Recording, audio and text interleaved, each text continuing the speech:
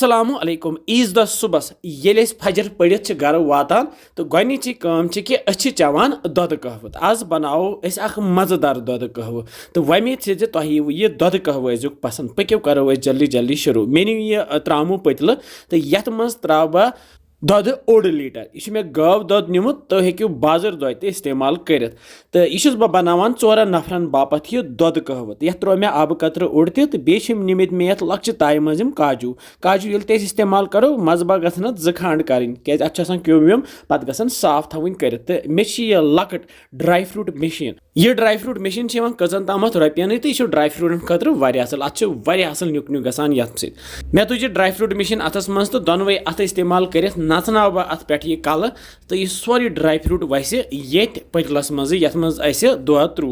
वो क्यों डिजाइन अत नान तो अम सत बरकत गसान तो यह सोरे काजू त्रा ये खंड चमचह 1.5 खंड कूत खेवान तमे हिसाब त्रो तो बे त्रो ये 5-6 सब्ज ٲl अगर तुह सब्ज ٲl पाउडर आ सह हेको ओड चमच त्रित यह बनो तुह बाजार कुन जाए तो बे त्रा बह ये कोंग यह मे दानिश सोबन कोंग दितमुत पांपर कोंग यह साफ कोंग यह त्राय मे कह पत्र अमि कोंग मज अम सत रंग खसान असल तो अमि पत थो गैसस पे तो दिमहोस खलन खलन तो अनहोस ग्रेक कशीर मज आसि न कह त सह गर ये यह दोध कहव आ सुबस चन दोध कहव यूता असल यूता मोट मोट तूत मज लगान तो अत किस्म वर चौचे खेन ये मज जन केक या शिरमाल शामिल तो ये आई दोधस ग्रेक तो वन ग्रेकन लथसी पे कैंसन मिनटन पतलस मज मे थमित वजन बापत हक अंजूर कह तो यम तहोक कहव सत इस्तेमाल तो बे मे थमित वजन बापत कह बादाम गोजे ततीस आबस मज त्रा मे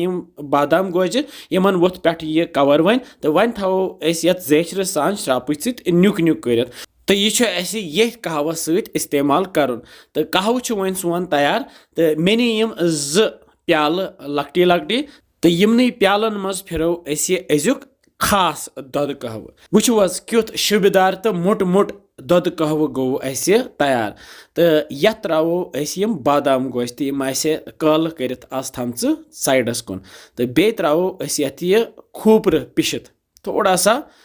तो अमे सजावन अम ज्यादा मज तो बेम अंजूर वजन बापत थमित तम थो ये बेम पतम लट कुकीज बनाए गर यम थो तो चमो यह दोध कहव ईज द सुबह यमन कुकीजन या अगर केक आ तिमन तो माने तरफ तुम सारे वस वंज ईद मुबारक माने खतर कर दुआ पन्ने खतर कर दुआ तो बिहु रबस हवाल।